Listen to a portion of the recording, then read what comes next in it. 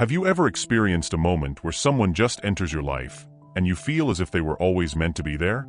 A person who, when you meet, seems to fit in perfectly, like an old friend you've known for years? But you wonder, how could this be? How could someone just appear at the exact right moment? I'm not talking about coincidence, but something much deeper, something Carl Jung, the legendary psychologist, referred to as synchronicity. Jung believed that meaningful coincidences weren't random at all. Rather, they were the universe's way of guiding us, leading us to the people, places, and events that will challenge, transform, and awaken us. These connections go far beyond chemistry or fate. They are soul-deep alignments. In today's video, we're diving deep into what happens when two souls align, how the universe draws them together, and why this phenomenon isn't just a mystery of fate, but an opportunity for self-discovery and personal growth. What is soul alignment? Unraveling the mystery of synchronicity. Now let's start with the core idea. When two souls align, it's not a random event. Jung argued that it's not just about superficial compatibility or attraction. It's about a deep, unconscious resonance between two people. This resonance is tied to the archetypes within our psyches, the underlying universal themes that we may not be fully aware of, but which powerfully shape our relationships. You see, the unconscious mind is a vast and mysterious part of who we are. According to Jung, it doesn't just store memories or repress desires. It also holds what he called archetypes, universal symbols that guide our behavior and interactions. These archetypes are deeply embedded in our psyches and influence the way we connect with others. So when we meet someone who resonates with us on this deep, unconscious level, it's not just a chance encounter. It's as though the universe itself is pushing us toward a connection with someone who has something to teach us, someone who reflects aspects of ourselves we need to explore and understand. But it doesn't stop there. These soul connections are often more than just harmonious bonds. Jung teaches us that the people who enter our lives often trigger deep psychological growth. Sometimes, this happens through harmony, but at other times, it might come through conflict or challenges. The person you meet might be a mirror reflecting your deepest fears or desires. The archetypal forces at work, recognizing hidden patterns. In every relationship, there are forces at play that we may not be consciously aware of.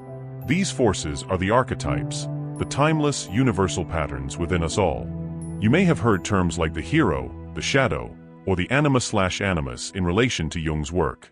These archetypes are not just ideas. They are the core structures of our unconscious minds. They shape how we see ourselves, how we relate to others, and how we experience love, conflict, and personal growth. Now, let's pause and reflect. Think about your past relationships. How many times have you felt like you were repeating a pattern? Maybe you were drawn to someone who resembled a parent figure or had traits that echoed some unresolved part of yourself. Or perhaps, you found yourself trapped in a relationship that mirrored an earlier, painful experience. This repetition isn't just about making mistakes. According to Jung, it's a reflection of the psyche trying to heal itself. When we attract people who reflect parts of ourselves, whether positive or negative, it's because our unconscious is trying to bring those aspects into the light for us to integrate. Jung called this process integration, the ability to accept and understand all parts of ourselves, including the darker, hidden aspects that we usually try to avoid. The relationships we find ourselves in often serve as mirrors, showing us where we need to grow, heal, and evolve. The role of shadows, confronting the unseen within. Let's take it a step further and talk about the shadow. The shadow is a concept that Carl Jung introduced to describe the parts of our psyche that we hide, deny, or repress. These are the aspects of ourselves that we consider bad or undesirable, and often prefer to ignore. But here's the thing, ignoring the shadow doesn't make it go away, it merely hides it from our conscious awareness. And when we refuse to integrate the shadow, it often shows up in our relationships in subtle and not so subtle ways. How many of us have been in relationships where we ignored warning signs, denied red flags, or blamed others for our problems, when in reality, we were projecting our own unresolved issues onto them? Jung believed that our shadow often finds its expression in other people, especially in those we're closest to. The people we attract into our lives, whether they bring us joy or pain, are often symbols of our shadows. These are the parts of ourselves that we are unwilling to face. Yet, these very relationships can provide us with the opportunity to heal. They bring the shadow to light, forcing us to confront the aspects of ourselves that we would rather avoid. For example, A person with a deep fear of abandonment might repeatedly find themselves in relationships with emotionally distant partners. Or someone who has difficulty trusting others might be drawn to people who betray their trust. This isn't fate, it's the unconscious mind attempting to push us to face our fears and integrate the lessons those fears offer. The healing power of synchronicity, transforming relationships through awareness. Now, here's where the magic of synchronicity comes in. Jung believed that synchronicity was the universe's way of communicating with us, guiding us toward the relationships and experiences that will help us grow. But, and this is key, these moments of synchronicity don't happen on their own. They require us to be aware of them. When we become more conscious of the unconscious patterns in our relationships, we begin to notice the synchronicities, the people who appear at just the right time, the conversations that seem to mirror our inner struggles, and the unexpected encounters that change our lives. These aren't just coincidences, they are messages from the unconscious, urging us to pay attention, to grow, and to evolve. But in order to fully embrace these synchronicities, we need to do the work.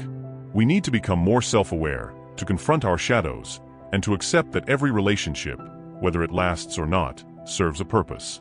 Not all relationships are meant to stay forever. Some come into our lives to teach us a specific lesson, while others are here to push us toward healing. The role of astrology, how cosmic alignments affect our relationships. Astrology, often seen as a mystical art, can provide an interesting perspective on the psychological concepts we've been discussing. According to astrology, the alignment of planets and stars at the time of your birth influences not just your personality, but also your relationships. In astrology, there's a concept known as synastry, which involves comparing the birth charts of two individuals to see how their planetary alignments interact.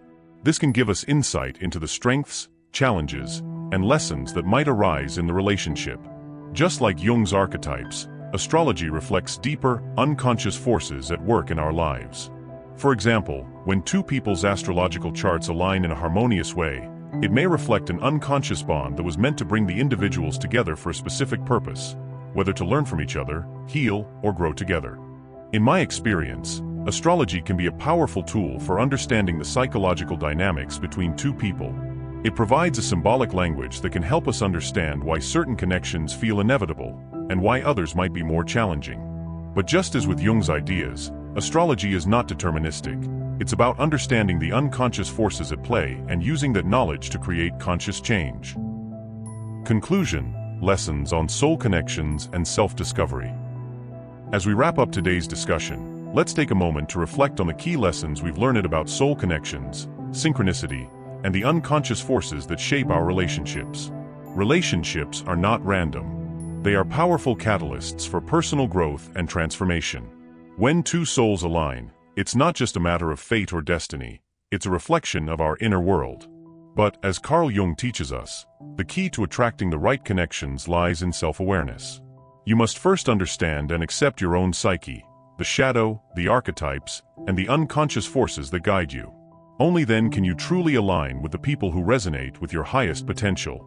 If you're currently in a relationship that feels deep, meaningful, and even fated, take a step back and reflect. Ask yourself, what is this relationship teaching me?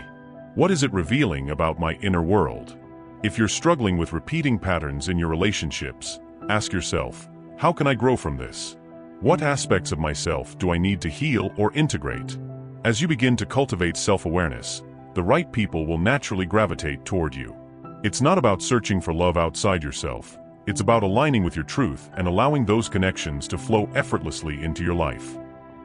If you found this video insightful, I invite you to reflect on your relationships and the synchronicities that have guided you. Are you in alignment with your true self?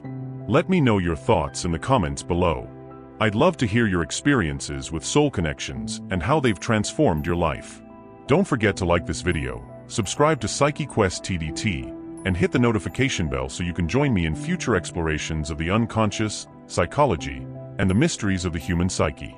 Thank you for being here, and remember, when two souls align, there's no force powerful enough to keep them apart.